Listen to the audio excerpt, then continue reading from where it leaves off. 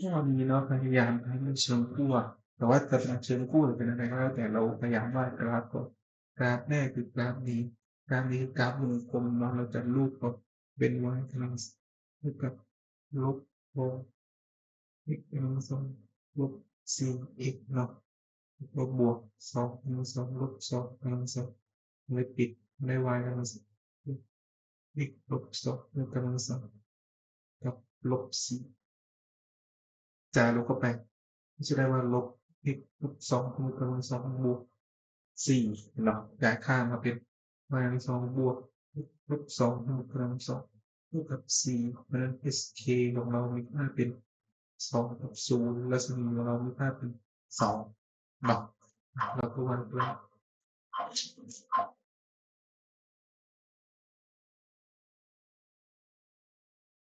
sk 20และสมีคือ2เนาะเพราะฉะนั้นนะ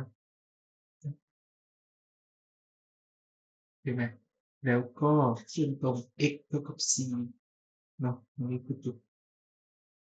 20เส้นตรง x เท่ากับ c ก็ต้องอยู่ขวาสุดแล้วก็อยู่ x เท่ากับ0เนาะเพราะ y เท่ากับ0เพราะฉะนั้นสิ่งที่จะแรงเราคือทั้งหมดเวลาเราเปลี่ยนให้เป็นเชิงขั้วนะเราสามารถใส่อินทิเกร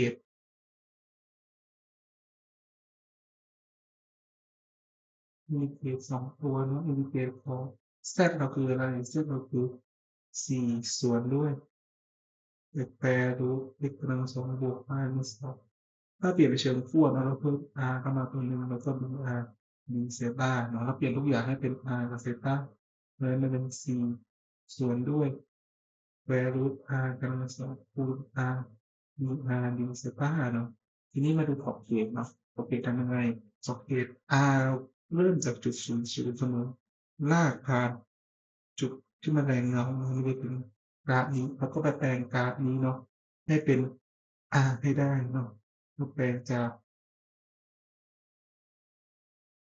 เราแปลงจากยังไงดี